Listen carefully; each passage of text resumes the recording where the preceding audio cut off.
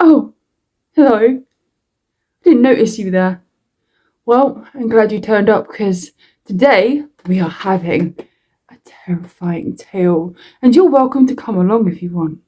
But remember, you might not be able to sleep tonight. And best of all, this story is something that's quite disturbing. This story is called The Psycho Eyeball Eater. So yes, let's get going. Let's find out what happens in our tale, in our terrifying tale today.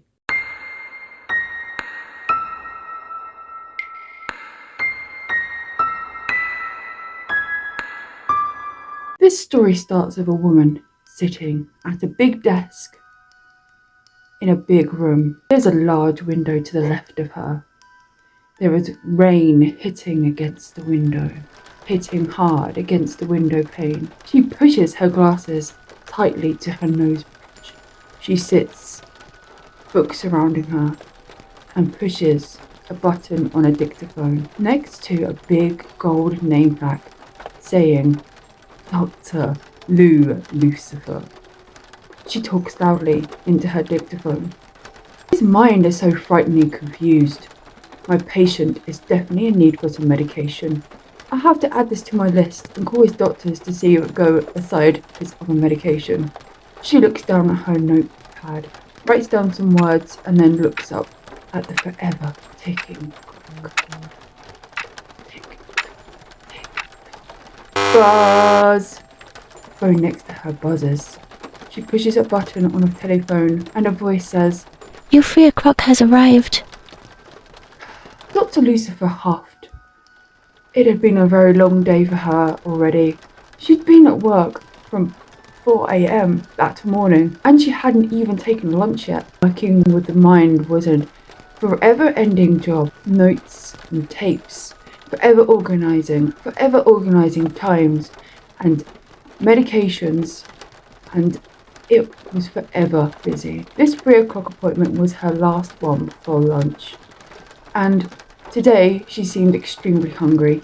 Her work always had her busy, but she always felt she was doing her best to keep her clients.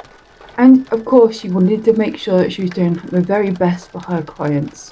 They all seemed to have different problems with their minds, one more complicated than the next. She looked over to her book to find out who was her 3 o'clock today, and it was Roberts. Roberts had a very confused mind. She huffed. Roberts was a very tricky case. I really thought that he was a robot. This was quite complicated, as Roberts didn't use the toilet, as of course he thought he was a robot. He was unable to use the toilet like a normal person.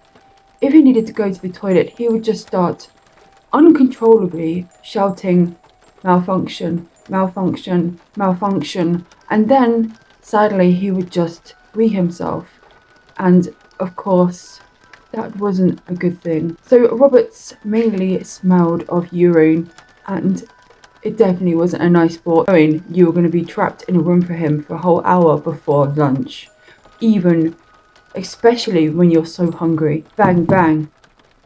"You may enter," says Dr. Lucifer. Roberts, pale face, blonde hair, walks into the room with his arms pointed outwards, moving them backwards and forwards just like a robot. In a robot-like voice, Roberts started ticking and clanking as he entered the room. "Hello, Dr. Lucifer. How are you today?" "Please, Robert, take a seat." Robert walks around making electrical sounds and walks over very squarely to his chair. Lucifer had this overwhelming feeling that this hour was going to feel a lot longer than an hour should. The rain was still pounding at the window next to her. Robert slowly made it over to the chair, throwing himself down, unable to move his legs. Thump! He falls straight on the chair. Lucifer looks over at him and then pushes the record button on her phone to keep for her records. Hello, Roberts. How are you today? Beep boop, beep boop. I'm well. How did you sleep last night, Roberts? I don't sleep, Dr. Lucifer. Beep boop, beep boop. I don't sleep, Dr. Lucifer. I am a robot. No, Roberts. No, Roberts, we talked about this last week. You told me you started taking the tablets. Thunder claps, while Dr. Lucifer stares out the window. Robert, brain, don't mix. It's okay, Roberts. It'll pass soon. Then all of a sudden, the thunder rumbles the sky. The thunder and lightning crash in the sky and smash through her office window,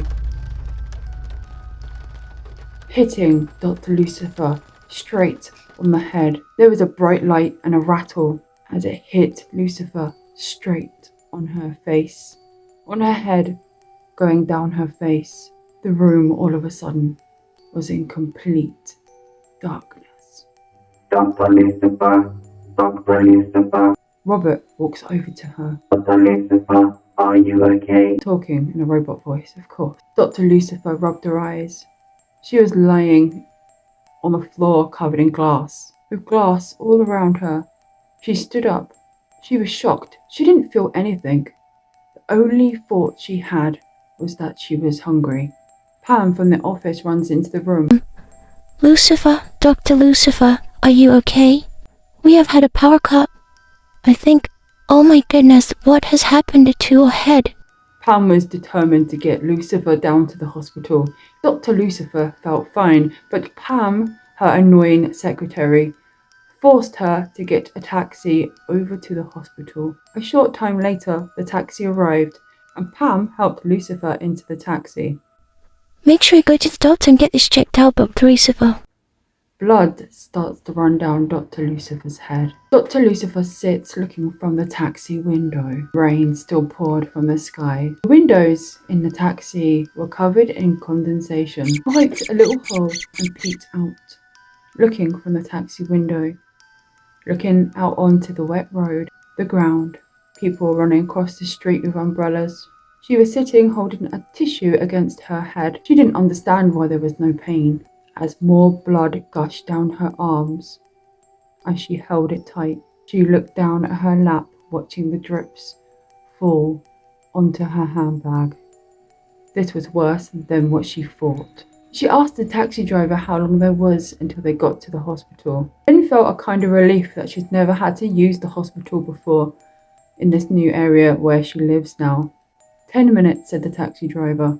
All of a sudden, Dr. Lucifer's stomach starts to rumble very loudly, and again she was reminded she hadn't eaten today. The noise was getting louder and louder. The taxi driver looked over at her at the traffic lights. You're right enough. Time seemed to slow down, and Dr. Lucifer had a weird feeling as she saw his eyes, all wet looking. She could see the little blood vessels moving in his eyes, and she was thinking the most strangest thing. His eyes looked mighty tasty. She was a bit surprised about this thought that she's had. Pull over. What's wrong with me? All of a sudden she felt very dizzy and very sick. The space around her was twisting and moving, making her stomach turn. Driver, pull over. Dr. Lucifer stepped out and staggered out of the taxi, walking in the rain, hitting her shin, bending over the cab. Her heart was beating so fast, like she had run 100 miles, but hadn't moved at all, and she was just in one spot, with no haste and no control over herself.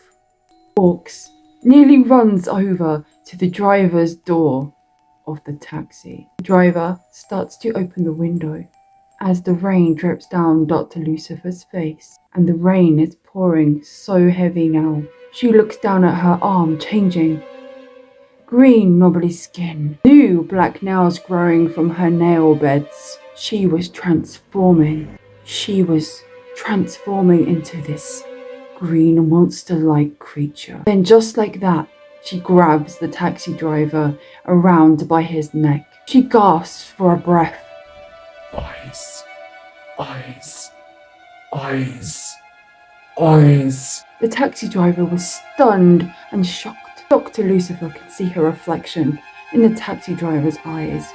A big, green, bobbly-skinned monster. All of a sudden, Dr. Lucifer's tongue pops out of her mouth. It grows longer and longer, and darts into his eye, picks out of his eye, and picks his eye out. One, then the other. While she's chewing, her tongue dipping back in and scooping out all the blood. A rush of pleasure hits Lucifer. The pain, the worry vanished, disappeared. She closed her eyes as the eyeballs wrung down the back of her throat. Then something happened. She woke up. She opened her eyes slowly. She could hear the rain and smiles. There was no pain. Slowly, she saw the back of the taxi seat and then began to panic. It must have been a dream. It must have been a dream. It must have been a dream. Then she sat up. Blood sprayed all over the front window of the car. The driver laid across the passenger seats, and two big empty holes where his eyes used to be. He was completely eyeless. She didn't feel a thing looking over at the driver. She just felt amazingly good. She looked down at her arms and nothing looked different. She felt powerful and so good. She got out the car and the rain stopped. She walked about a mile down the road as she tries to hide the blood on her clothes, but she could smell something yummy coming her way. I wonder what Dr. Lucifer's going to get up to next time. I hope you guys enjoyed this eyeless story. I hope you guys have really bad dreams now, and I hope you're scared, because this is just the beginning of Dr. Lucifer. What happens if you bump into her? Just watch out for your eyes, please, please. And I will see you later. Have the most disgusting day. And I'll see you next time with another creepy, terrifying tale. Goodbye now.